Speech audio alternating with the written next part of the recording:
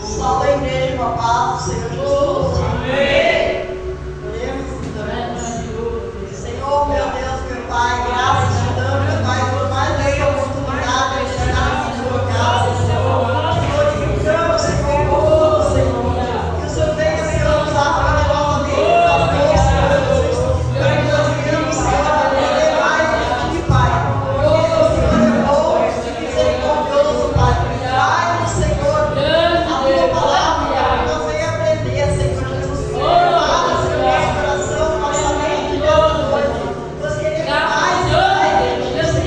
Fique conosco, Pai.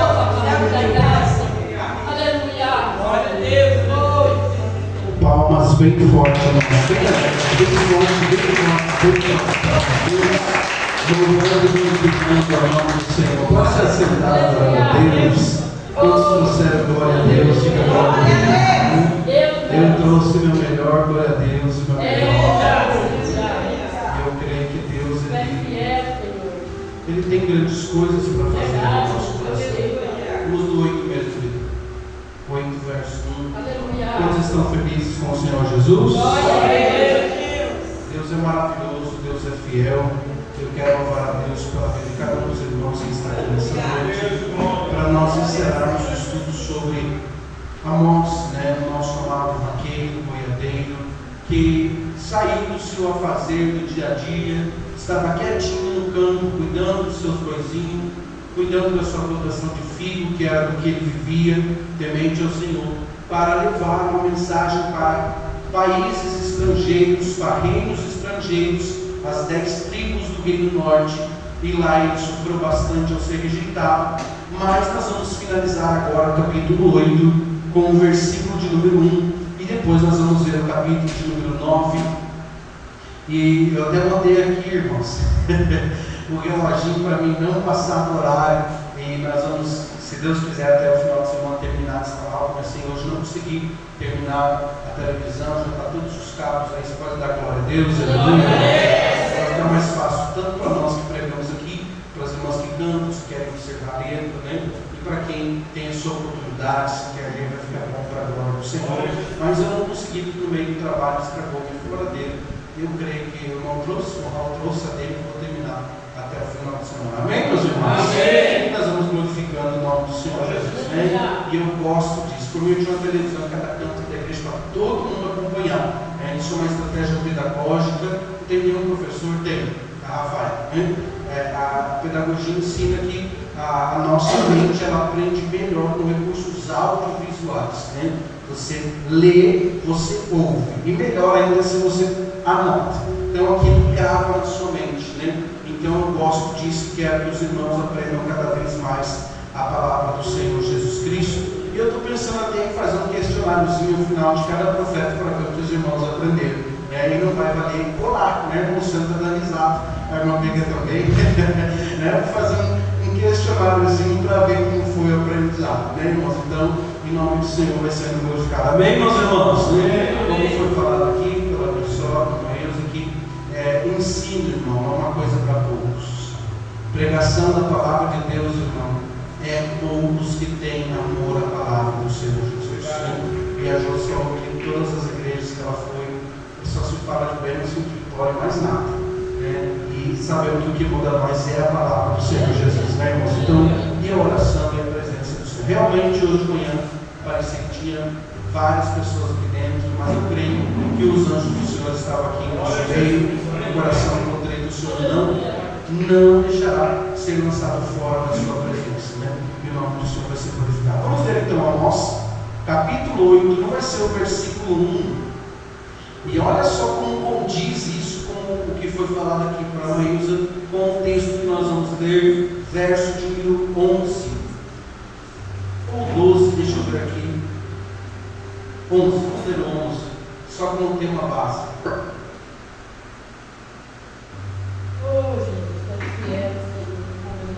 Amém, irmãos? Amém. E acompanhe sentado mesmo, não precisa levantar.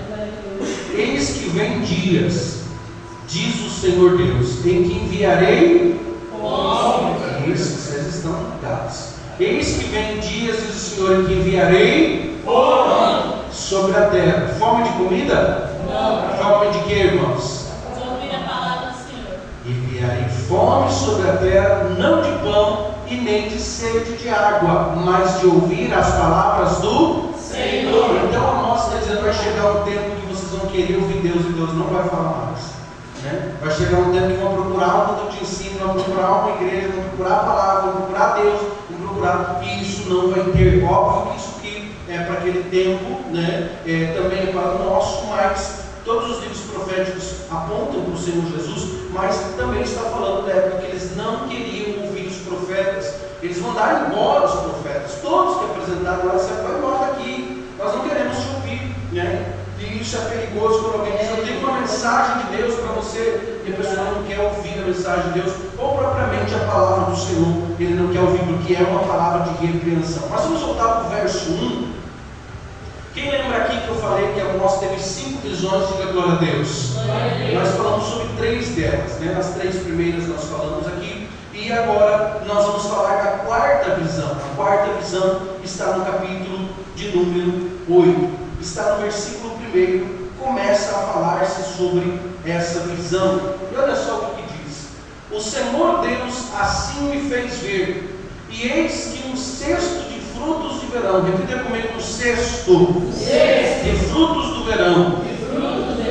Essa palavra ela quis dizer que o cesto estava com frutas prontas para comer, frutas maduras, que já estavam quase, sabe aquela fruta que você tem que comer logo para não jogar fora? Esse cesto é o cesto de frutas de verão, que está prontinho, está ali em cima da mesa, se não comer logo, vai fora. E ele está dizendo que Deus deu uma visão para ele. Deus estava ao lado do trono do templo, ali onde era adorado o Senhor mesmo. O Senhor mandou visão, mostrando coisas, praga de gafanhoto, outras coisas terríveis que Deus iria fazer, mas Amós intercedeu por eles. Quem lembra disso, diga glória a Deus. Mas agora Deus mostra para a visão esse cesto de frutos.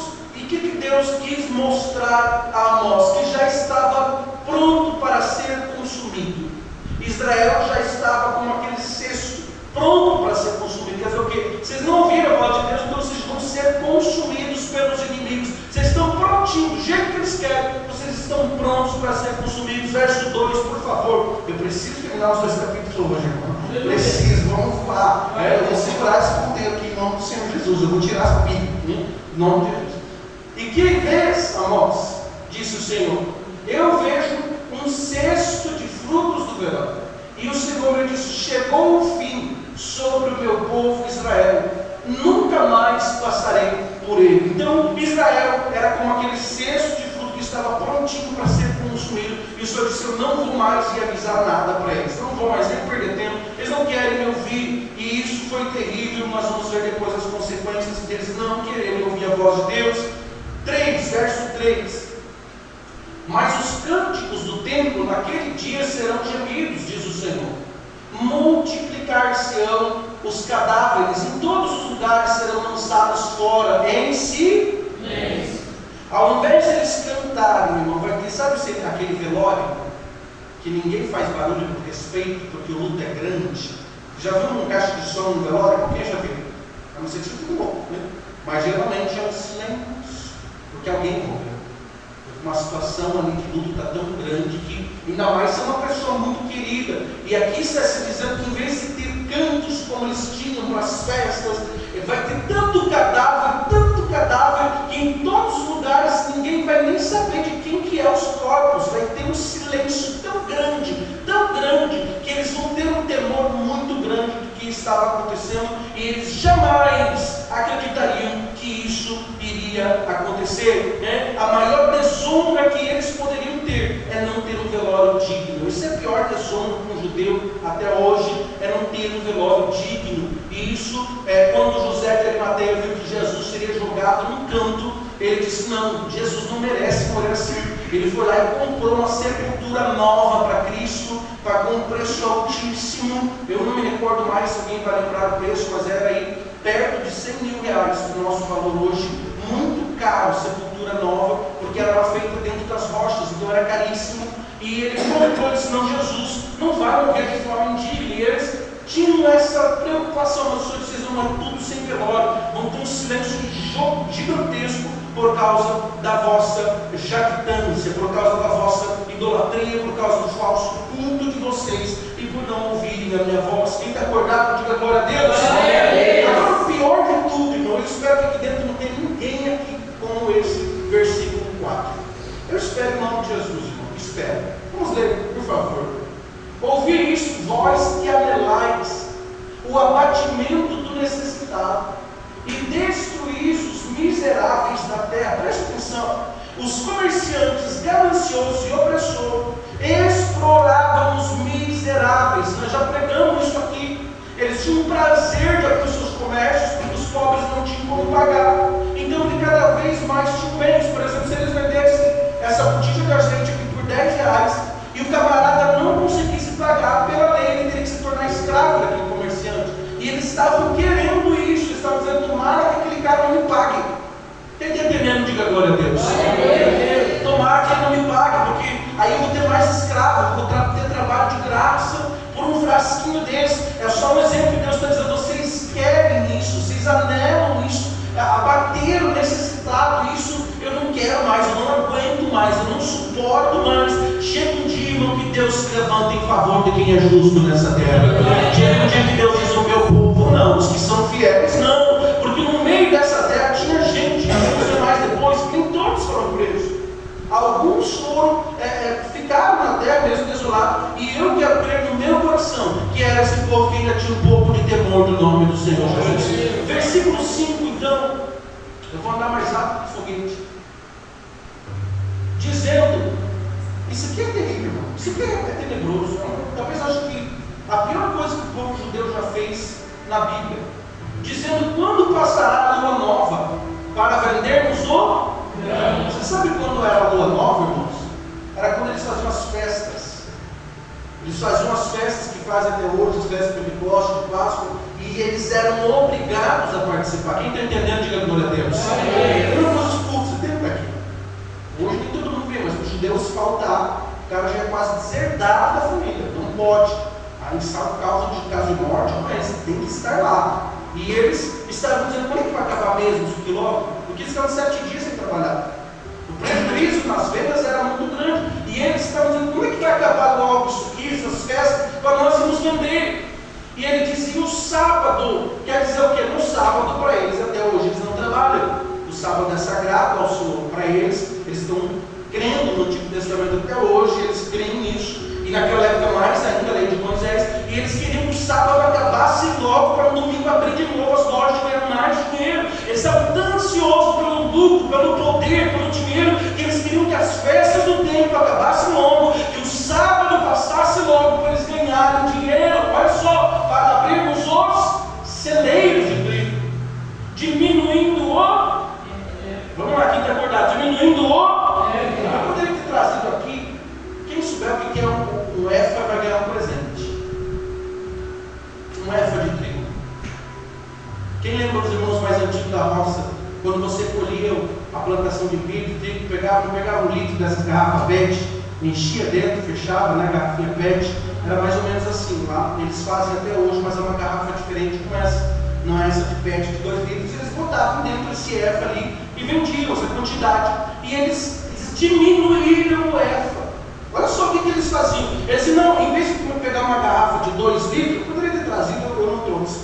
Em vez de pegar essa garrafa de 2 litros, eles colocavam 1,7 litro, 1,8 litro e vendiam dizendo que era 2 litros. Os olhos do Senhor estão sobre todas as partes. Seja 10 centavos, seja 20 centavos, o Senhor está enxergando. E eles diziam que vendiam esses 2 litros, mas na verdade eles vendiam 1,5 litro, 1,7 litro, 1,9 litro, para enriquecer mais. E aumentando o... Quer dizer o quê? O preço era para ser... O preço justo por 2 litros de trigo, ou um efa de trigo, era para ser R$20. Eles vendiam a 30, 40 reais. Eles vendiam muito mais caro e ainda vendiam uma quantidade menor. Então eles estavam enriquecendo muito. E eles diziam: não está dando certo, Deus não está fazendo nada, Deus é do nosso lado, Deus é o Deus de Israel. Irmãos, Deus tem limite, a sua paciência acaba. E o dia que a paciência de Deus acaba,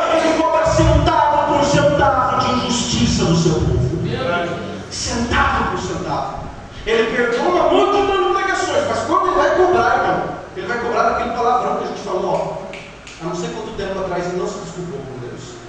E Deus estava dizendo: eu vi quando vocês exploraram o povo em gramas de trigo, em moedinhas que o povo juntava, vocês cobravam mais, e procedendo dolorosamente, e aqui é o pior, com balanças enganosas.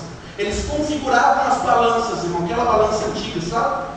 Fazia assim, eles configuravam ela para pesar menos. Vamos dizer que ele tinha 1,5 kg e eles botavam ali que tinha 2 quilos, 2 quilos e pouco. Eles configuravam, eles faziam isso, eles faziam balanças que mediam medidas erradas para poder ganhar dinheiro. E eles falavam isso, está no versículo 5. Eles estavam passando um período de festa, era para eles celebrarem a libertação do Egito, a Páscoa, era para eles celebrarem a morte, a ressurreição, melhor dizendo, para celebrarem a saída do Egito, e todas as festas que é feito por eles, era para eles ter feito isso, e na verdade estavam com pressa, querendo ir para casa para ganhar dinheiro. E aqui não tem ninguém, né, irmão? Ele disse: quando vai acabar logo o fogo para ir para casa, né? Eu tenho que comer um lanche, eu tenho que fazer um CV, né? Ah, meu Deus, não há que amanhã é dia de pagamento, não espero para o dia de amanhã, meu Deus, né, irmão? E as pessoas, elas são assim, elas estão desesperadas para ganhar aquilo que o mundo pode dar, quando na verdade o melhor lugar que nós temos é a presença de Deus. É aqui na casa do Senhor Jesus. E é o que eles estavam dizendo, está dizendo: vamos acabar logo essas festas para mim dar dinheiro, para mim dar os pobres, eu estou ganhando tanto dinheiro que eu quero mais, E isso Deus viu no coração deles, e enquanto havia pregação, eles estavam pensando em como eles iam adulterar mais a balança para ganhar mais dinheiro. É o que está aí no texto, no meio da pregação, enquanto o sacerdote pregava, enquanto as coisas aconteciam no templo, eles estavam lá cutucando o outro: como é que você está fazendo para ganhar mais dinheiro? E os caras, entre eles mesmo, cada vez mais explorando o povo. E Deus estava dizendo para eles: chega. Eu creio que quando Amós está dizendo essa visão, alguém deve ter dito: ixi, eu estou fazendo isso aí que ele está falando. Você acha, irmãos, que eles não estavam lá dentro do coração dizendo: Deus viu, e não adianta esconder nada de Deus, irmão. Nada, um olhar não passa desabatido aos olhos do Senhor Jesus. Ele vê tudo, não adianta, irmão. A gente vê, e Deus é mais ainda. Assim eu fico observando algumas pessoas, eu aprendi isso mais ou menos tem 1 ano, ficar observando, e aprendi isso muito tarde. Observar, e a gente começa a dizer: meu Deus, eu já fiz isso também. Porque a Bíblia diz que uma multidão de palavras, a gente vai tropeçar, a gente vai fazer coisas que não devem. E isso tudo eu aprendi olhando as pessoas. Falei: meu Deus, esse camarada que foi demais. Esse camarada aí, se ele controlasse ali, vai ter muito menos problema. Vai ter muito menos. E isso que se aprende a observar. Imagina Deus, irmão, olhando nós 24 horas, vendo tudo que nós fizemos. E isso aqui diz o texto que Deus, ele olha e fala para eles: eu vi quando vocês enganaram 100 gramas, meu povo. Ali ele está explorando, Deus viu tudo isso. Ou seja, Deus, vamos para o verso 6, para nós podermos aproveitar o tempo. Para comprar os pobres por dinheiro, e os necessitados por um par de sapatos. Sabe o que acontecia, irmãos? Vamos dizer que eu era o dono de um comércio, e o irmão Raul tivesse me devendo 2 cefas de trigo, 2 litros de trigo, 2 garrafas de trigo. E passou 1 mês, passou 2 meses, no 3º mês ele não pagou, ele se tornava escravo mesmo. Se ele tivesse comprado um bem pessoal, como um sapato, era pior ainda. Ele tinha que se tornar escravo, ele tinha que trabalhar de graça, até o dono daquela mercadoria, aquele produto, achar necessário. Isso podia levar anos. Ele pode dizer: não, eu quero 10 anos de trabalho pelo seu par de sapato. E ele tinha que pagar. Ele tinha que trabalhar por aquilo. E isso é muito sério. Eles estavam dizendo assim: eu acho que quando eu sair daqui, aquele camarada me cobrando, vou pegar ele de escravo também. E isso é muito sério. E aí ele diz também que os necessitados eram vendidos por um par de sapato. E para vendermos o... Quem está acompanhando? Para vendermos o... refúgio. Quem sabe o que é refúgio, irmãos? Na minha vida estava nas praças com trigo. Exatamente. Para vender as sobras, o resto. Então, além do que esse aqui é o povo de Deus, esse aqui é o povo de Israel, não é o simples. Além de eles venderem quantidade menor dentro do litro, além de eles pesar errado, além de eles cobrar um valor muito mais alto no final do dia, novo no saco para vender no outro dia. E Deus estava dizendo: isso não vai ficar impune. Não vai. Irmão, você acha tudo isso, irmão, tudo isso que acontece com os governos corruptos, com impostos lá em cima, com coisas acima do que é o normal, está tudo registrado na agenda do nosso Deus. Um dia Deus vai dizer: vem cá, vamos prestar conta daqueles 100 reais, daqueles 10 reais, daqueles 50 centavos, daquilo que você tirou do pobre, do injusto, daquele que não era para fazer. Deus vai cobrar tudo isso e vai pôr na balança. Ah, Deus vai. Eu te digo, Deus vai, irmão, não se preocupe, Deus vai fazer justiça. Se esse governo quiser oprimir a igreja, se o próximo governo, eu sei que Deus vai pôr na balança um dia, vai dizer: vem aqui, porque da minha igreja eu cuido cada centavo, cada moeda, e ninguém tira dinheiro do meu povo, e fica assim mesmo.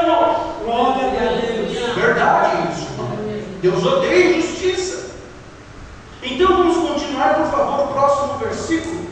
Verso 7 diz que jurou quem, irmãos? O Senhor jurou. Como o Senhor jura na Bíblia, não pode esquecer. Não há decreto algum que volte atrás. O Senhor jurou pela glória de Jacó. Quer dizer o quê? Pela promessa que ele fez a Abraão, Isaac e pela promessa que ele fez para eles, que daria uma multidão de geração através dos 3 pais da fé. Por essa promessa eu juro que eu não me esquecerei de todas as suas obras para sempre.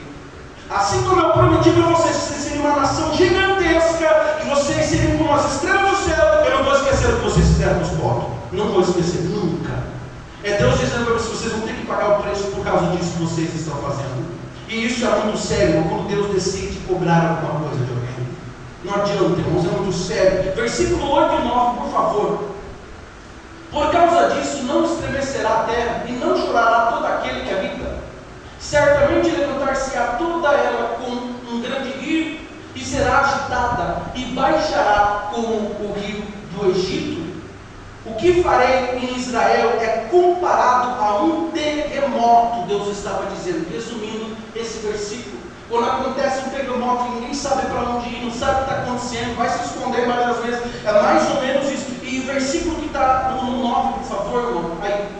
E sucederá naquele dia, diz o Senhor Deus, que farei que o sol se ponha ao meio-dia e a terra se entenebreça em dia claro. Quer dizer, vai parecer um eclipse, vai escurecer tudo no meio-dia, de tão terrível. Quando acontece esses apagão à noite, essa escuridão gigantesca, o povo fica temoroso, fica com medo de alguém invadir a casa. Vai ser mais ou menos isso que vai acontecer. O Senhor está dizendo: eu vou fazer isso por causa da injustiça de vocês. O medo vai ser gigantesco, como se tivesse acontecendo um terremoto, como se tivesse a escuridão tomado conta de tudo e fosse trevas em pleno meio-dia, e vocês vão saber que eu não deixei passar em claro nada do que vocês fizeram. Versículo de número 10, por favor. Aleluia. E tomarei as vossas festas, tornarei em luto, e todos os vossos cânticos em lamentações, e porei pano de saco sobre todos os lombos, e calva sobre toda a cabeça, e farei que isso seja como luto por um filho único, e o seu fim como um dia de amarguras. O Senhor estava dizendo: a dor que vocês vão sentir como se vocês tivessem um filho só, e vocês perdessem esse único filho que vocês tivessem. Eu nunca perdi um filho porque eu não tenho. A minha filho já perdeu, mais alguém? Não, né? Eu não consigo calcular a dor de perder um filho. Mas Deus estava dizendo: imagine você perder o único filho. Se você tem mais, você tenta se alegrar com o que você tem. Você tenta se esforçar para não deixar isso tomar conta. Agora, perder o único, aquele vazio fica para o resto da vida. E é como se Deus estivesse dizendo: vocês vão sentir uma dor tão grande, que é como se vocês tivessem uma festa gigantesca e o único filho de vocês morresse nessa festa e virasse um luto gigantesco num lugar que era para ser de festa por causa disso. E a dor vai ser tamanha que vocês vão tornar os cantos de vocês em júbilo de tristeza ou em cânticos de lamentações. É terrível, irmão, quando Deus decide cobrar os erros do povo. Isso que não foi do dia para a noite, foi Deus avisando. Usou vários profetas. Amós insistiu, Amós tentou, Amós falou das visões, de que Deus voltou atrás do que ia fazer por causa da oração dele. E agora Deus mostra a quarta visão. Eles não bola. Versículo 11, por favor.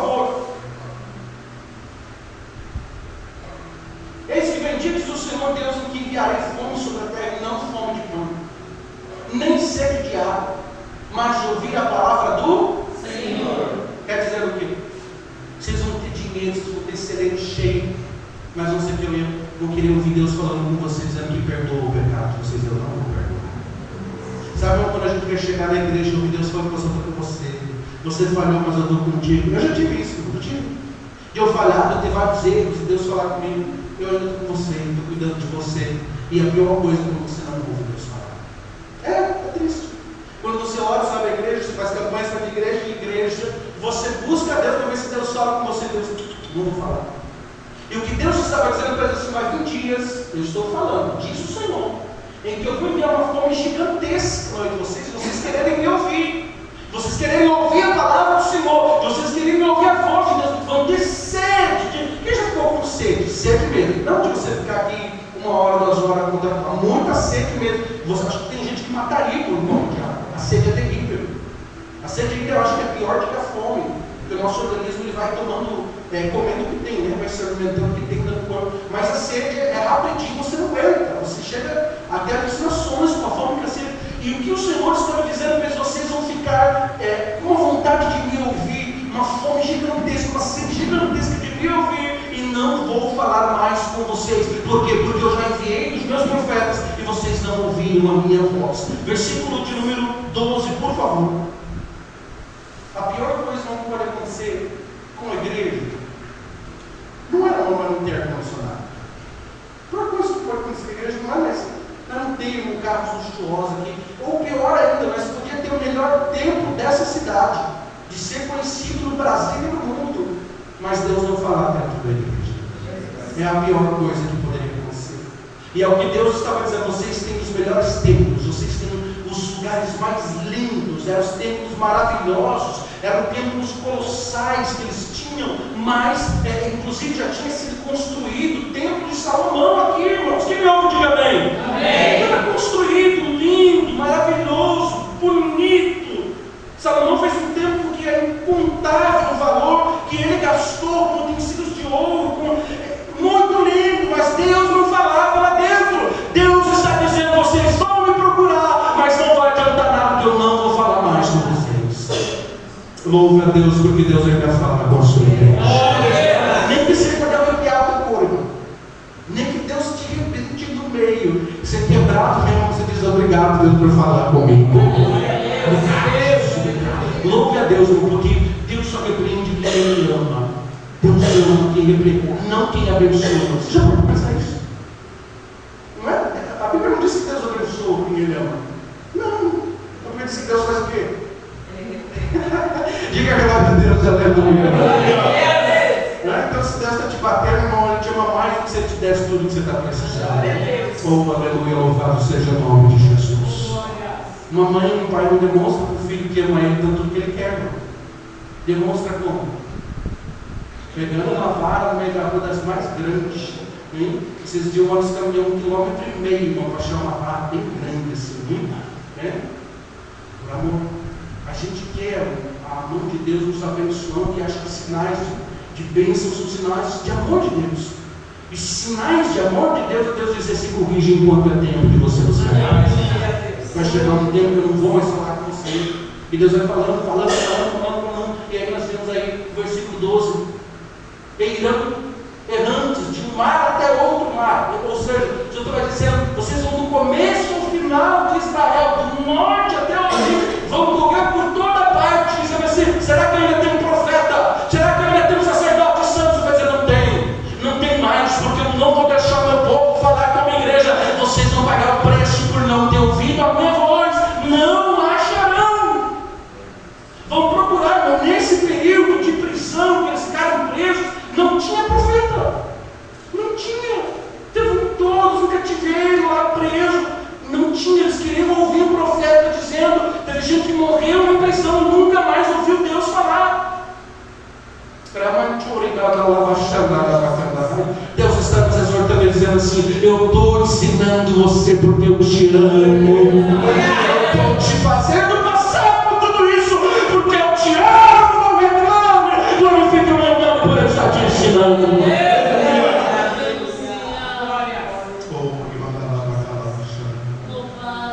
Você pode glorificar Deus porque Ele te ama. Você pode glorificar Deus porque Ele te ama. A pior coisa que tem é Deus se calar. Eu falo. Esse dia eu quase, eu não posso dizer assim que eu quase bati no anjo, porque Jacó fez isso, né? Mas de tanto brigar com Deus, fala comigo. Não quero saber, fala comigo. Fala comigo, até que Deus fala comigo. Mas eu não sei, eu não falar comigo, o filho não é profeta, tá, irmão?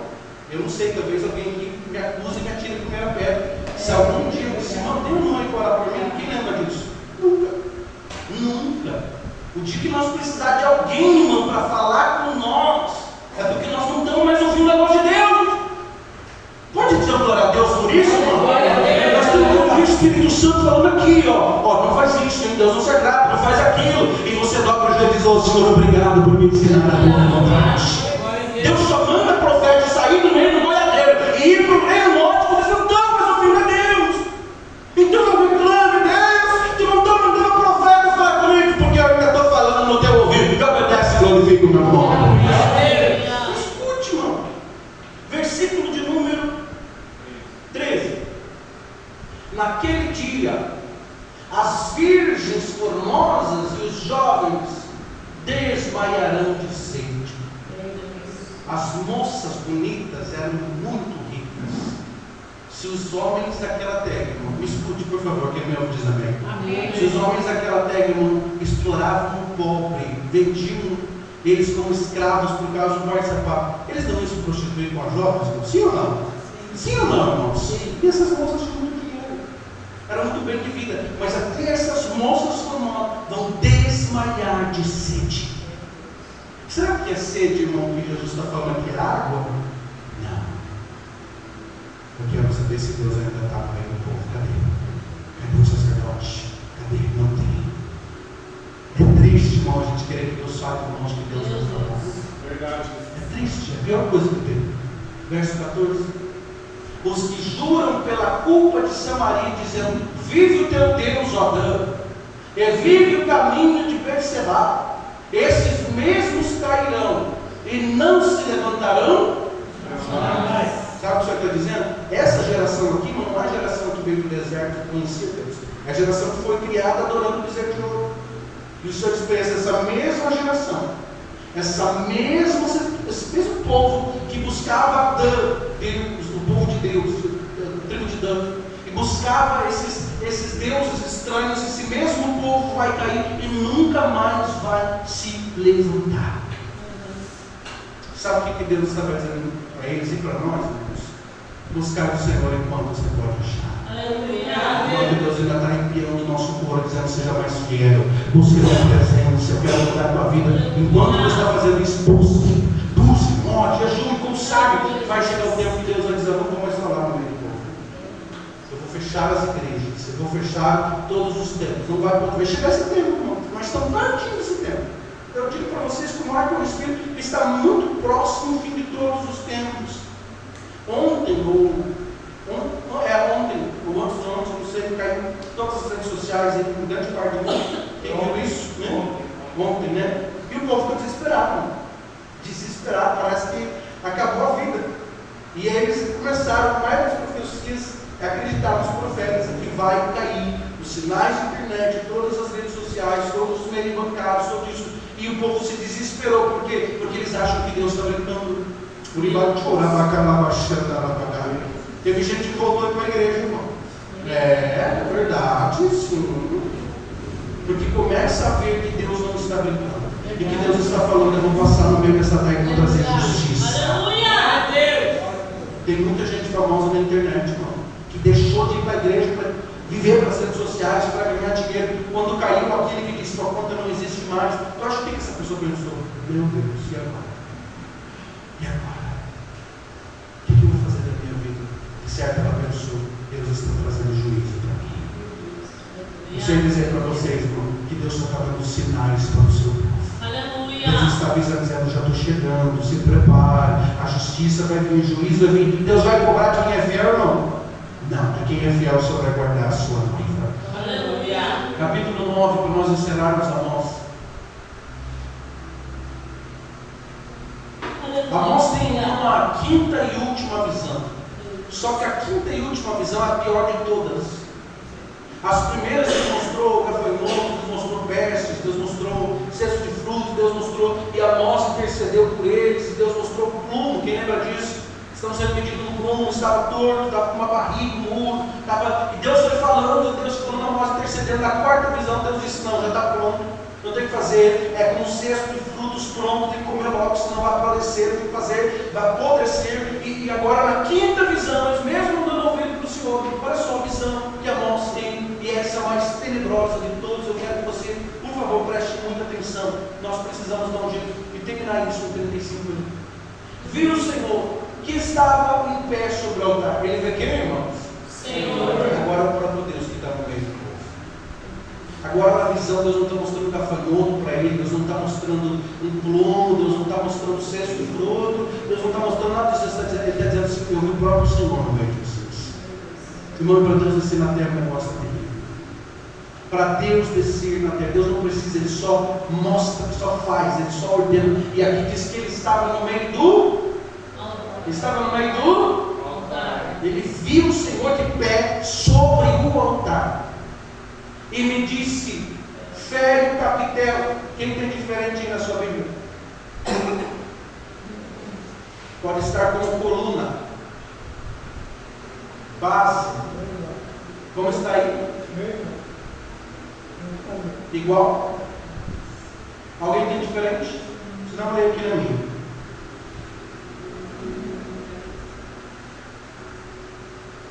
Bata nas bases da coluna e estremeça os umbrais, e faze tudo em pedaços sobre a cabeça de todos, e eu matarei a espada até o último deles. Nenhum deles conseguirá fugir, nenhum deles escapará.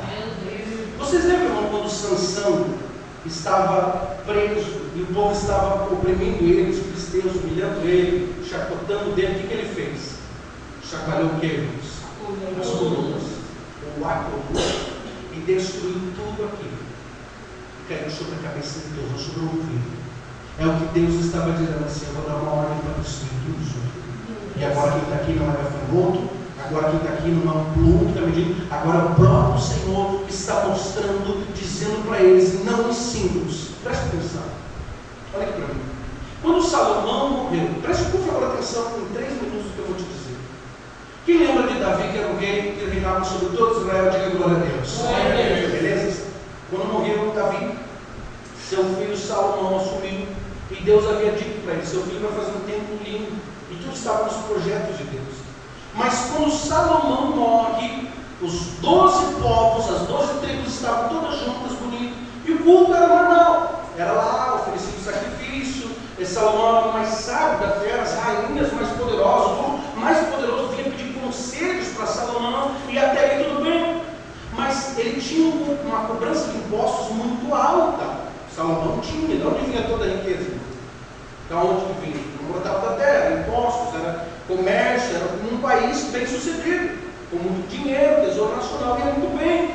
E quando Salomão morre, então vem um homem chamado Jeroboão. Não vou pedir para você repetir, senão você vai se embalar, né? Jeroboão. E Jeroboão chega para o senhor Roboão. 2 nomes bem parecidos, que Roboão era filho de Salomão. Vou repetir: morreu Davi, ficou Salomão. Morreu Salomão, ficou Roboão. Esse você pode falar, diga comigo: Roboão. Era o terceiro depois de Davi, o neto de Davi assumiu o trono. E aí Jeroboão, que é o outro homem, ele chegou para esse Roboão e disse assim: agora tu vai aliviar os impostos, né, cara? Teu pai cobrou, teu avô cobrou impostos caríssimos para manter o governo. Agora você vai diminuir. E aí ele fala bem assim o seguinte: se o meu pai apertou o cinto de vocês, eu vou quase estourar ele. Eu vou cobrar muito mais imposto. Foi o que Roboão falou.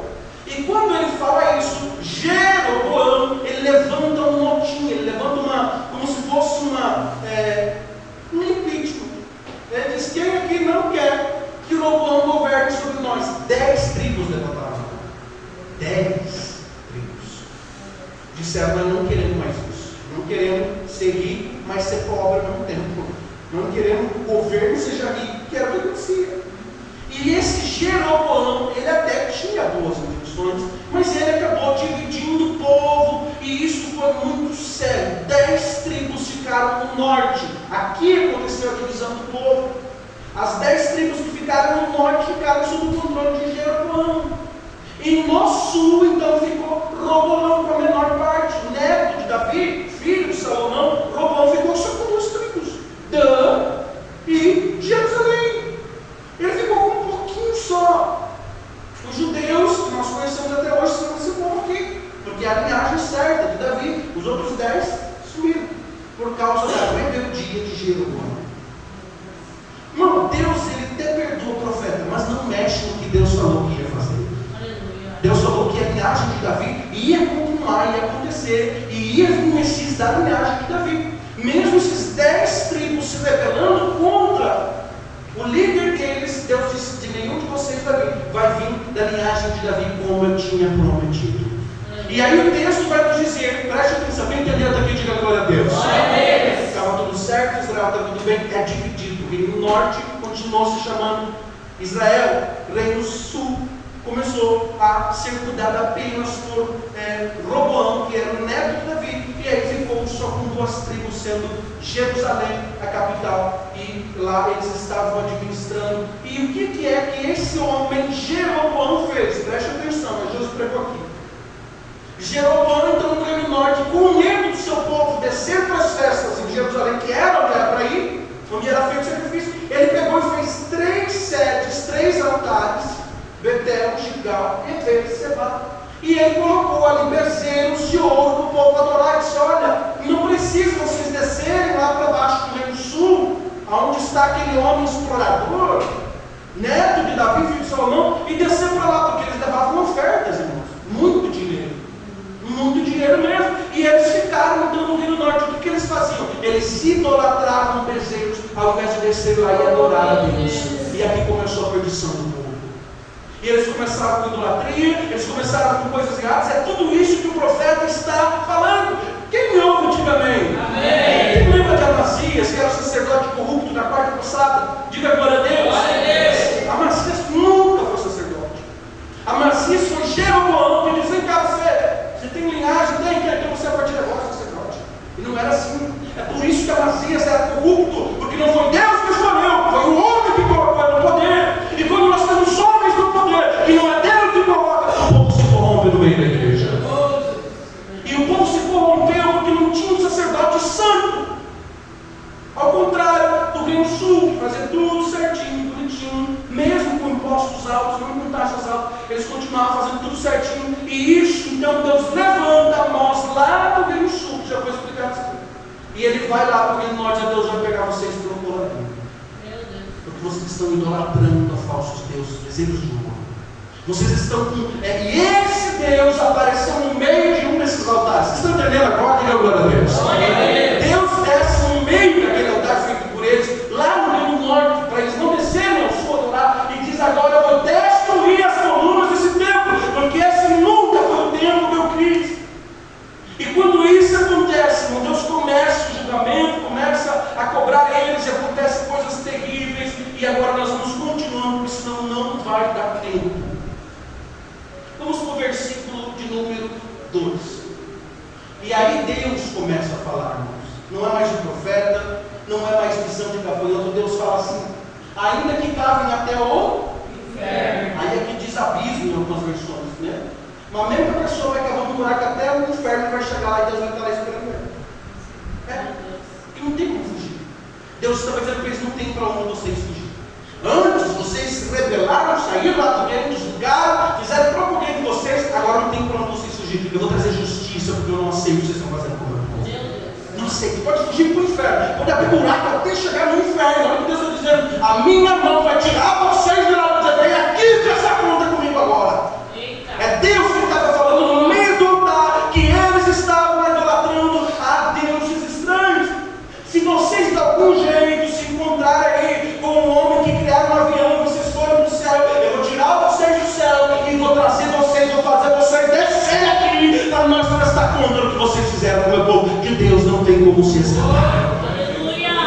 Aí tem pessoa que mata outro, e depois se mata, achando que ele vai fugir de Deus. Não vai. Deus vai dizer: pode trazer aqui morte de volta, vai passar pelo julgamento. Não, eu vou sair do país, eu vou sair do estado, eu vou sair da cidade,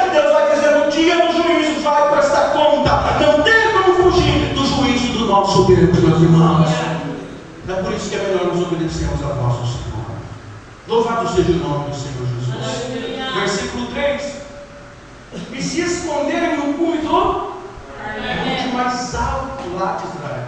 Vocês podem subir lá em cima, onde os inimigos virem. Não adianta, vocês vão ser achados. Eu vou trazer justiça, não adianta. Se vocês forem, eu buscarei. E dali os tirarei. E literalmente algumas pessoas fugiram tentando se esconder, e como eles foram, simplesmente não conseguiram fugir. Porque foram quantas levas de prisão?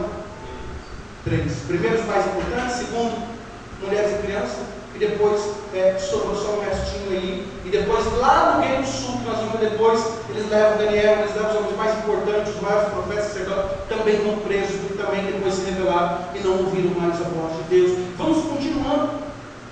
E dos meus olhos, vocês tentaram se ocultar no fundo do mar. Não, eu vou criar um barco, um submarino, por essa os assírios não esperavam. E você se escondendo no fundo do mar. Aí os assírios iam lá atrás do mar e trazer eles e fazer eles em cativo para pagar o preço por que eles fizeram. E dali darei ordem a uma serpente. Algumas traduções dizem o Leviatã, né? Que é o príncipe das águas, talvez os demônios, não sei, mas o Senhor vai dizer, lá no fundo do mar você vai pagar o preço também, não tem para onde fugir. É o próprio Senhor que está falando com eles aqui no versículo 3. Versículo 4, por favor. E se forem em cativeiro diante dos seus inimigos, eles vão ficar presos, né?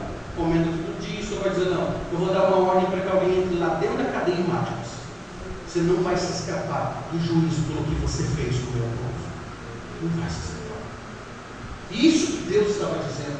Aí darei ordem para que os mate, e eu porei os meus olhos sobre eles. Quer dizer, Deus estava dizendo, eu não vou descansar enquanto eles não forem lá e fazerem o que eu estou mandando eles fazerem. Não para o bem, mas para o mal. Para eles matarem vocês. E quando eles ouviram dizer assim, os olhos do Senhor estão sobre nós, era porque Deus ia proteger eles. Mas agora estão ouvindo o Senhor, Deus sabe que os meus olhos estão sobre vocês para fazer justiça. Para fazer juízo. É por isso que eu digo, irmão, Deus enxerga tudo. Deus vê tudo, Deus vê todas as coisas. Cada conversa no telefone, cada moeda mais ou menos, qualquer injustiça que for cometida nesse mundo, Deus enxerga embaixo d'água, nos céus, voando na terra. Se quiser se esconder onde for, Deus vai fazer justiça por aquilo que é feito de errado. Continua, por favor. 5 e 6. Porque o Senhor, Deus dos exércitos, é o que toca a terra e ela se...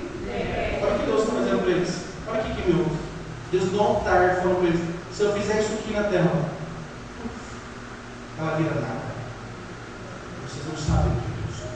E vocês não me compram com o ouro de vocês. E vocês não me compram porque vocês compraram Amazias sacerdote. E vocês não me compram com dinheiro. Porque Amazias ganhava tanto dinheiro, tanta premissa, que ele nunca falava de pecado para não perder. E Deus está dizendo, eu não. Se eu tocar na terra, ela se derrete porque ela obedece a minha voz. Todos os que habitam nela chorarão, e ela subirá toda como um rio, e abaixará como um rio vertido. Pode depois. Ele é o que edifica as suas câmaras superiores do céu, e fundou na terra a sua abóbora. Vou explicar para os irmãos. É como se Deus tivesse no céu a sua casa, e as colunas da casa dele chegassem até aqui na terra. É isso que esse texto diz.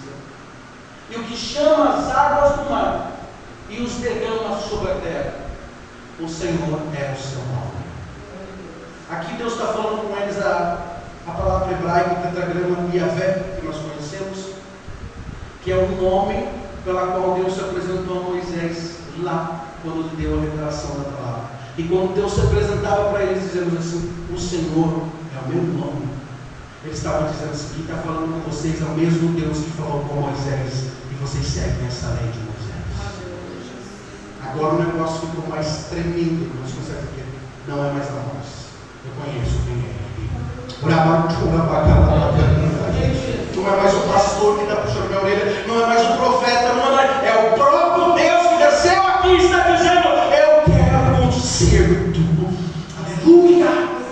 O Senhor é o seu nome. Ele está dizendo, é Yavé, aquele lá, que desceu e deu a lei para Moisés, que vocês seguem até hoje. É Ele que está falando com vocês. E aí o autor teólogo vai dizer assim, nesse momento eles caíram em si. Porque quem estava falando com eles era Deus. Eles ouviram e viram que era o próprio Deus. Vamos continuar, por favor. Não me sois vós, ó filhos de Israel, como os filhos dos etíopes. Sabe o que Deus está dizendo para eles? Vocês não são mais meus filhos. Vocês não são mais aquele povo escolhido lá que eu tinha.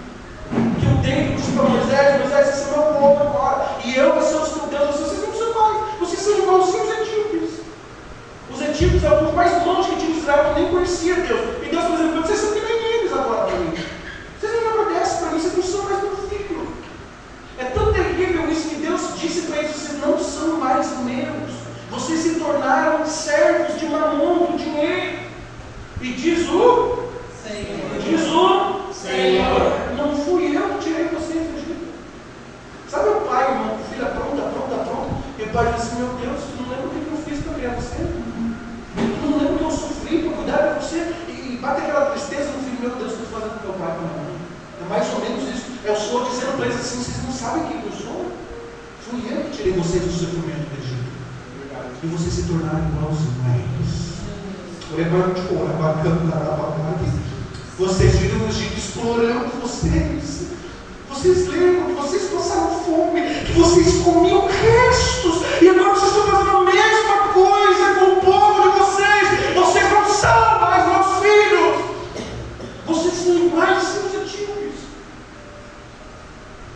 Oh, aleluia, Jesus. Aleluia, Jesus. Aqui é o próprio Deus que desceu falar com eles, irmão. Você não está entendendo. Não é mais um boiadeiro, não é mais um profeta, não é mais alguém que está trazendo uma mensagem, é Deus que está falando. Continua, por favor. Versículo de número 8. Eis que os olhos do Senhor Deus estão contra este reino pecador. O Senhor não fala mais reino de Israel, o Senhor não fala mais meus filhos, o Senhor não diz mais o meu povo, o Senhor diz este reino pecador. Vocês não são mais. Não, vocês não são. Deus literalmente disse, não, Israel não é mais meu povo. E sabe o que eles eram? Eles eram um povo que Deus usava para converter o resto das nações da terra ao nome do Senhor. Sabe quando Deus converte um da casa? Só um, preste atenção. Era o pior, não era uma família tribulada, desgraçada.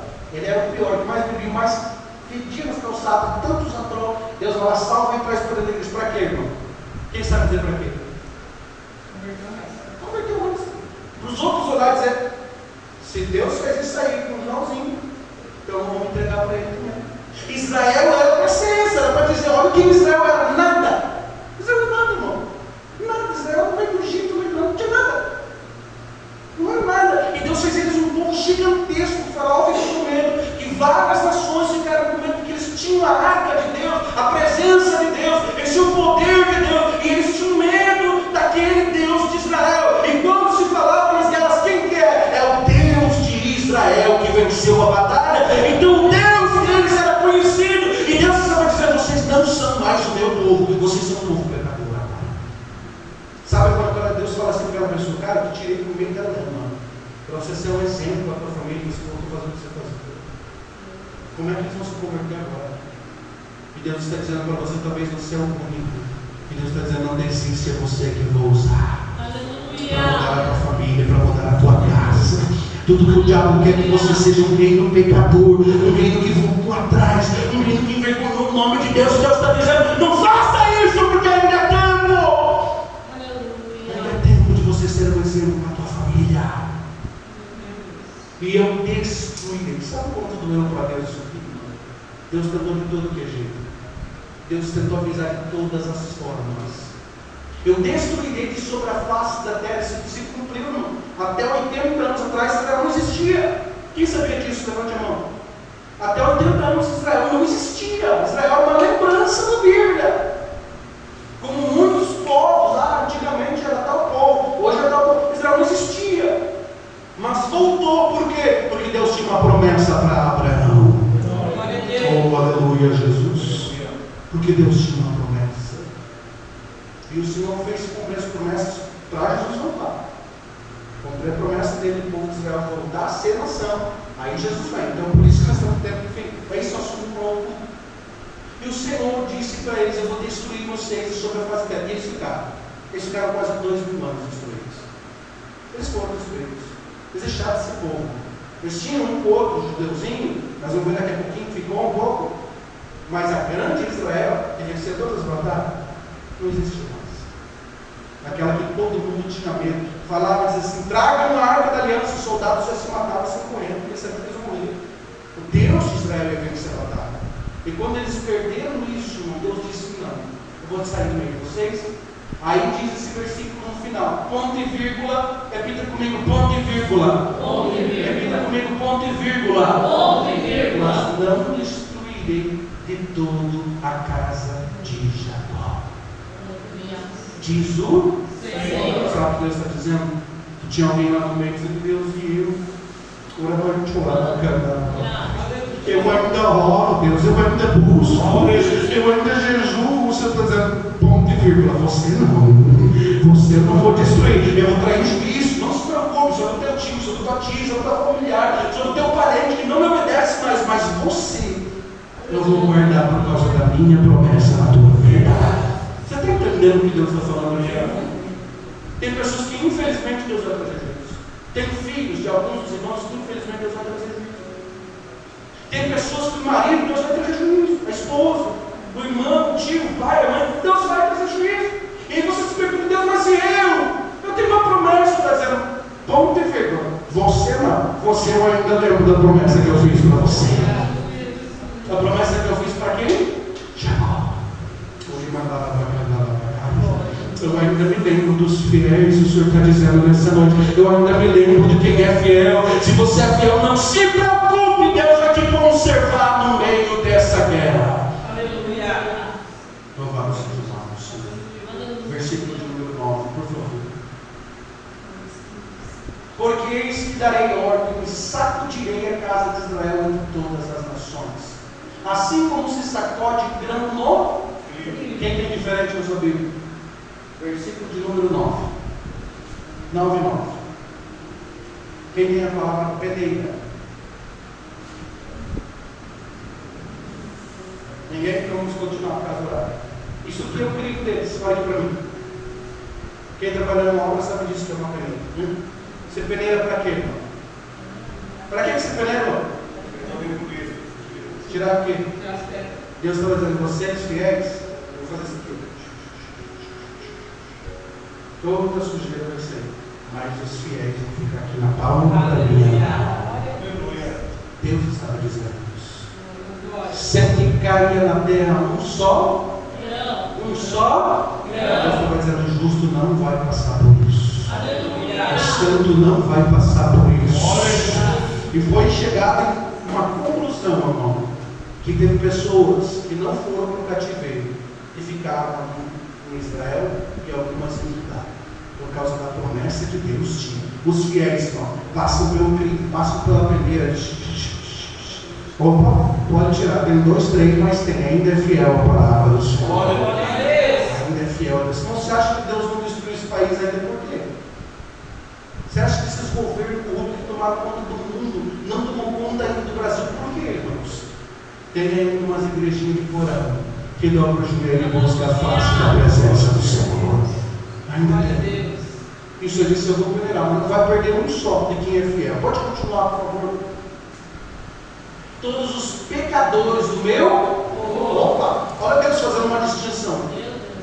Deus está dizendo: tem os pecadores e tem o meu. Então no meio de Israel tinha gente que não prestava, mas tinha um povo dele que ele ainda estava guardando. Mas os pecadores que estão no meio deles morrerão à espada. Os que dizem: não constará nenhum mal contra nós. Aqueles que dizem: não, isso não vai acontecer nada, isso é loucura, isso é uma coisa da cabeça cristãos. Eles estão dizendo: não, vai ficar fiel aquele que é fiel, não vai morrer. Sabe quem fica bravo, irmão, com esse tipo de culto, esse tipo de pregação, esse tipo de palavra? Quem sabe que Deus vai passar ele na peneira. Quem está fiel a Deus está dizendo assim: oh glória, Deus vai me conservar na presença dele. Agora quem está com muita coisa para se consertar com Deus está dizendo: para que essa palavra aí? Para que essa pregação aí? Vem uma vez aqui na vida. Para que esses cultinhos aí? Porque ele tem muita coisinha que ele sabe que o dia que passar pela peneira ele vai cair junto com a sujeira. E Deus vai dizer assim: pode jogar fora. É isso aqui que está sendo falado nesse versículo. O Senhor está dizendo: eu vou separar quem é e quem não é. E depois o texto vai falar, os outros profetas do Senhor vai dizer, outra vez, Malaquias vai dizer, vocês vão ver a diferença entre quem serve e quem não serve. Deus nunca deixa o justo sofrer com o injusto. Eu vou repetir para você, irmão: pode cair 1000 ao teu lado, 10.000 à tua direita, mas você não será atingido, diz o Senhor, porque você é fiel com ele, irmão. Não tenha medo, não tenha medo, eu não tenho medo. Pode vir justiça, juízo de Deus que for. Eu sei que Deus vai me guardar, vai cuidar de mim. Eu sei que eu sou fiel a Ele. E se você é fiel, não se preocupe, Deus vai cuidar de você. Não vai ser julgado. Vamos continuar aí, por favor.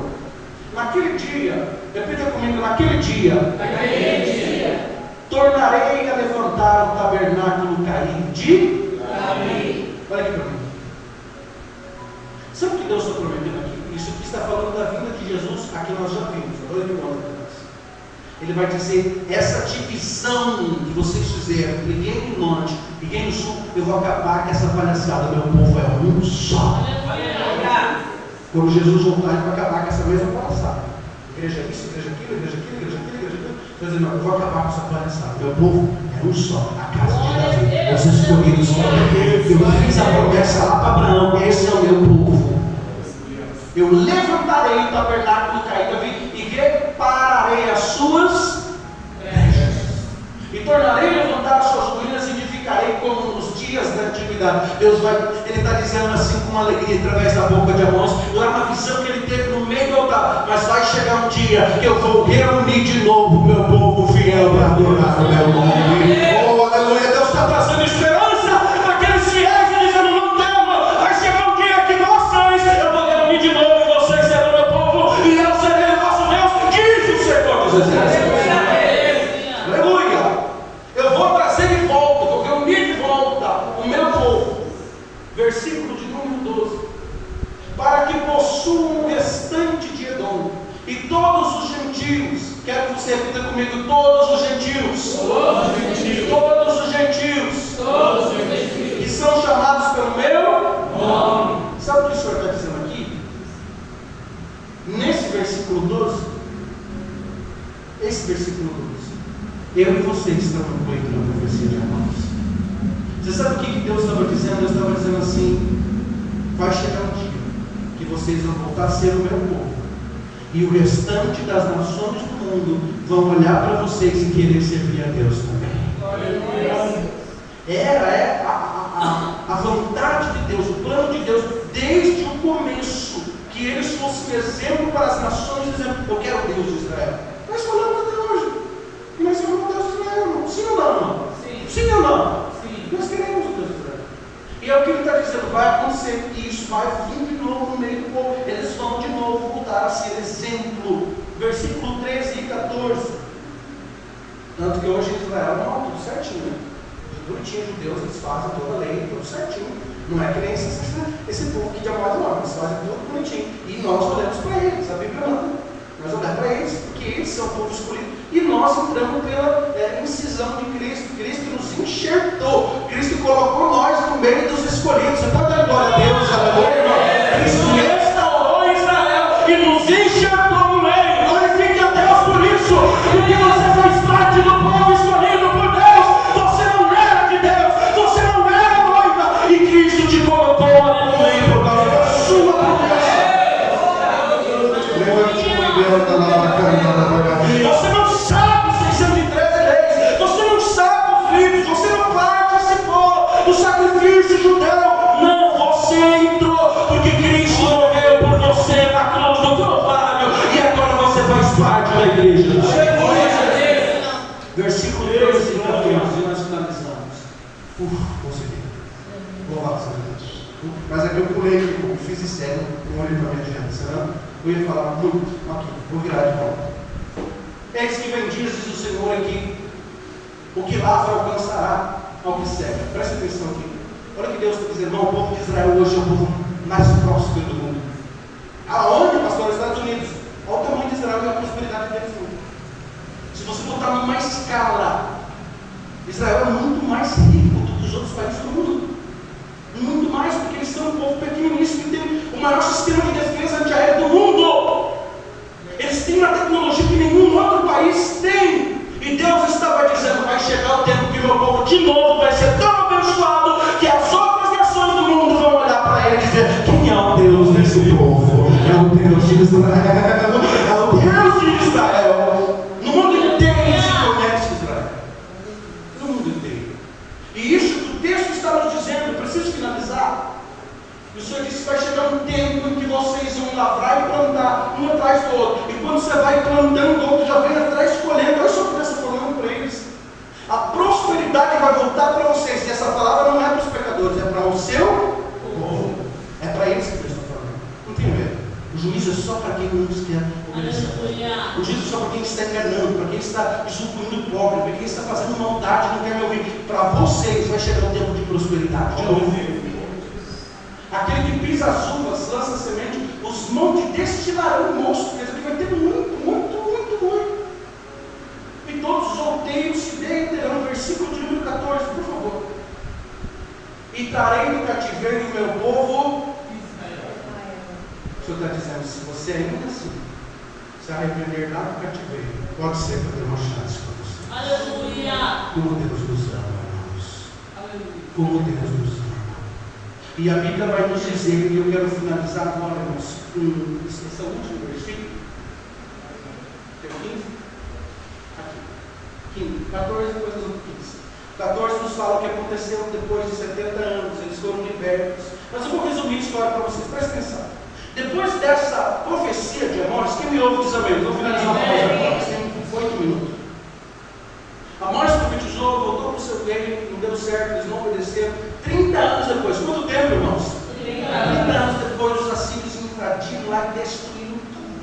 Nós botamos uma imagem que no começo não soprou nada. Quem ficou vivo morreu depois com espada. Foram levados os mais inteligentes, os primeiros reis, os líderes, sacerdotes, foram os primeiros a ser presos. Depois de 30 anos, depois, irmãos, depois de 135 anos, quanto tempo, irmãos? 135. O reino sul também.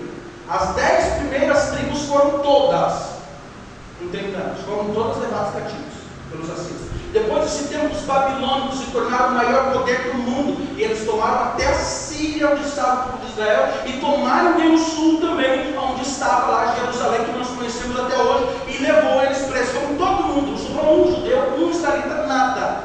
Depois desse período de tempo, 135 anos. Depois de mais 70 anos, aí agora quem tomou conta do governo. Aí nós temos a estátua de Daniel, quem lembra, né? Dos reinos que foi dentro de ouro, de prata, bronze, barro, madeira, e assim por diante. Aí depois de 70 anos, que é a história mais conhecida que nós temos, eles saem do cativeiro. Por quê? Porque eles estavam lá no meio do rio.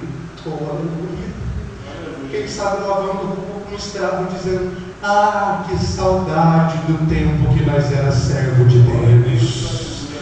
E Deus lá em cima: peraí, como que é? Ah, que saudade de quando nós tínhamos um tempo para adorar a Deus. E eles estavam ali chorando. Deus disse: como que é? Tem um justo orando. A oração de um justo pode muito em seus efeitos. Agora tem alguém que me quer. Então Deus vai e toca no coração de Ciro, e ele liberta 50 mil dos judeus israelitas para o versículo 15 se cumprir. Eu vou plantar vocês de volta na terra de vocês. Você pode glorificar a Deus de Israel? Você pode. Hoje você pode glorificar a Deus. A Bíblia diz no Salmo 70, se eu não me engano, eu perdi agora. Eles estavam lá no beira do rio dizendo: que saudade de Deus. Eu não queria ser escravo. Eu queria ter o meu povo, a minha terra. Eles ficaram sem nação como escravos por anos. E o Senhor disse: mas eu vou plantar vocês de volta. E nunca mais serão arrancados da sua terra. Que eu lhes dei. Diz quem? Da maneira que ele falou com Moisés. Estava dizendo: o Deus que falou com Moisés, e vocês seguem as leis. Estou prometendo que vocês vão ter uma terra de novo. Aleluia. Eu quero finalizar. Eu quero que alguém, por favor, leia Atos 15, verso 16. Enquanto alguém procura, eu quero que o restante olhe aqui para mim. Quando eles voltam do cativeiro, quem me ouve diz amém. Amém. Aí tem Ageu. E quando eles fazem um barraquinho de madeira para adorar a Deus, irmão, quem me ouve diz amém. Antes dessas prisões todas, eles tinham um templo de Salomão. E agora, no segundo momento, depois do cativeiro, eles fazem uns barraquinhos de madeira, irmão. E os mais velhos olhavam e diziam assim: isso aí é o templo de Deus de Israel.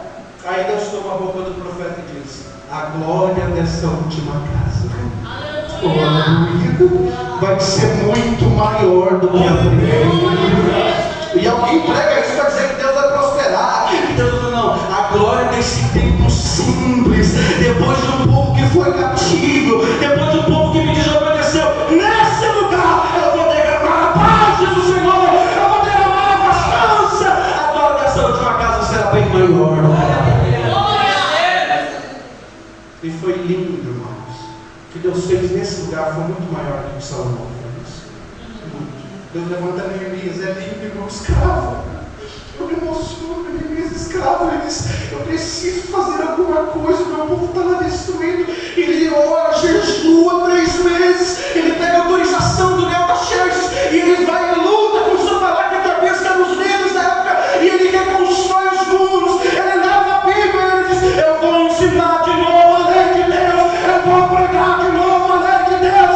E ele reconstrói o templo, e ele prega a palavra de Deus. E Israel ficou firme até os dias de hoje. É linda a história. Neemias reconstrói os muros. Muros tão fraquinhos, irmão, que era do jeito que esse muro que você está vendo, dessa parede aqui. Seu parar que deve debochar, vai passar uma raposa em cima, vai cair em cima de vocês, né? Vocês tinham fortaleza, quer dizer que isso é o povo de vocês. E aí parece que alguém diz assim: agora Deus está conosco. E ele ensina a palavra de Deus, e o povo de Israel volta a ser próspero novamente. Vamos finalizar aqui, 9 e 28. Depois disso voltarei e reedificarei o tabernáculo de Davi, que está caído. Levantá-lo-ei das suas ruínas e tornarei a edificar. Você está dizendo isso aqui, irmão? Tiago, irmão de Jesus. Olha para mim. Quando ele está pregando, vocês lembram, nós já estudamos Atos, ele prega e começa a confusão na Israel. Não, porque nós somos só o povo escolhido de Deus, começou aquela palhaçada de novo. Não, porque não pode, gente, não pode, não, tem que ser judeu, tem que ser muçulmano. E Paulo disse: não, pelo amor de Deus, o que Deus está fazendo no mundo inteiro, aceita eles aqui, deixa eles ser também, gentios, eles querem servir a Deus, vocês são um exemplo deles. E eles fazem um concílio, uma reunião geral lá em Jerusalém, e aí Tiago, não de Jesus, era o pastor presidente, ele deixa eu falar. Vocês se lembram da profecia de Amós? Vocês se lembram do que ele falou há 1000 anos atrás? Que o Senhor ia reerguer o tabernáculo de Davi e ele ia trazer nações do mundo inteiro para servir a ele. Está se cumprindo hoje através de Jesus Cristo. 1000 anos depois, Tiago cita o que Amós profetizou: eu vou restaurar a casa de Davi de novo.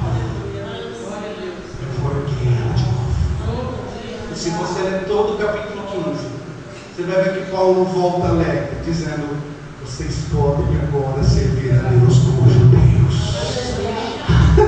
Se coloque de pé glorificando o nome de Jesus.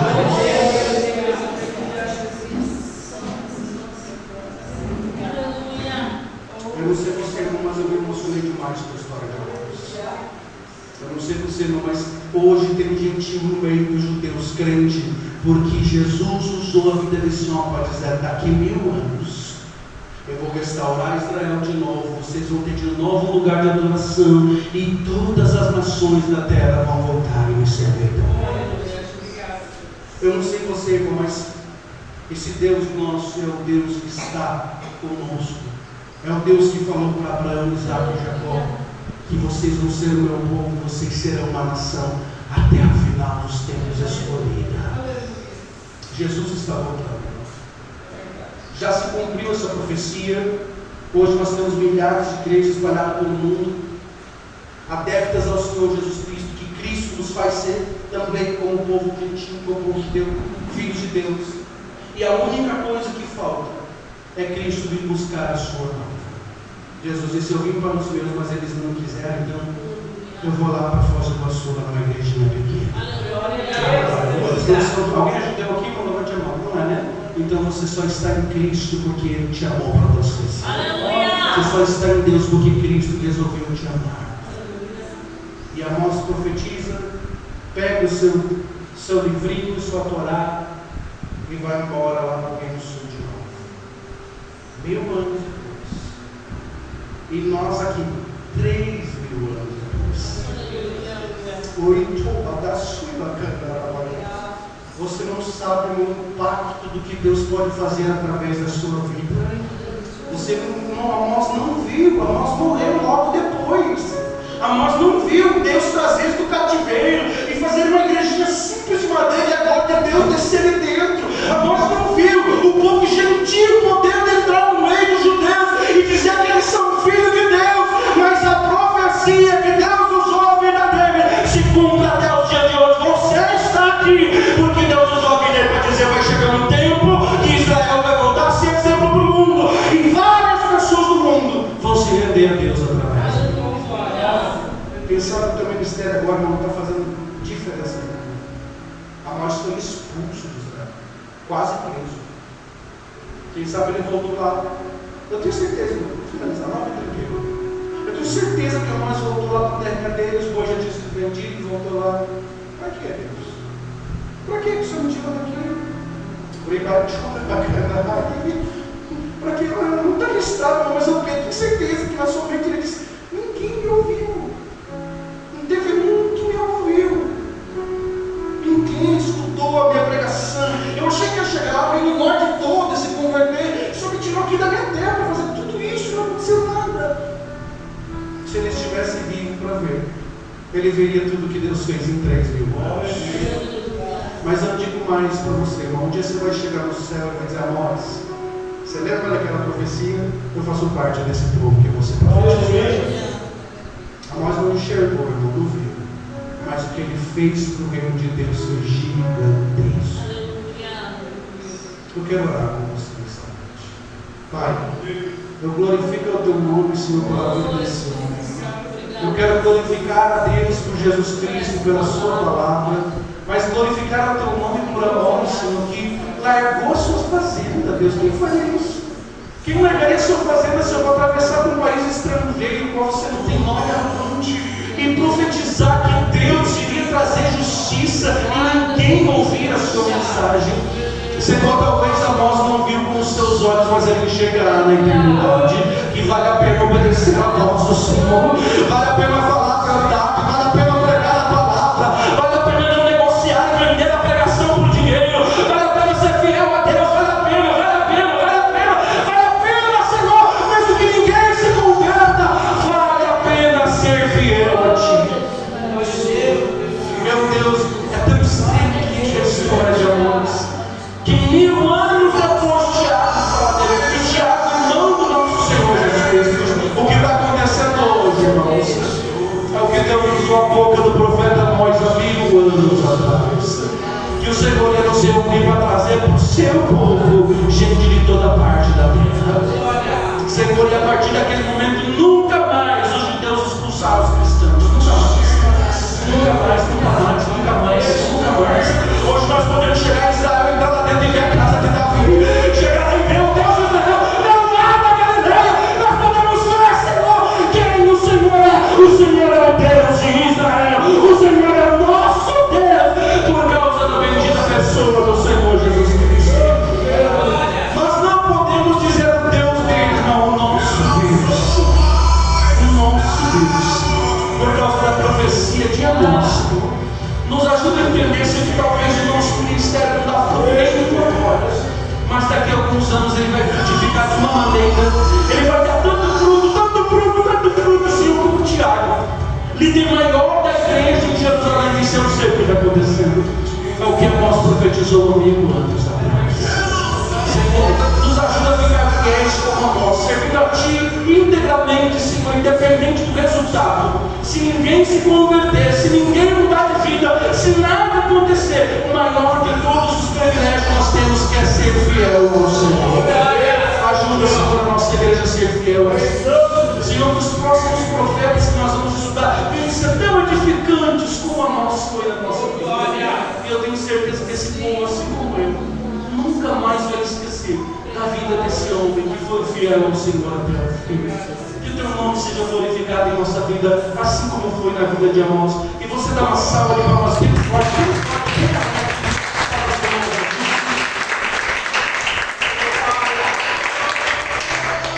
Vamos finalizar aqui em pé, irmãos. Já são 9 horas e 35 minutos.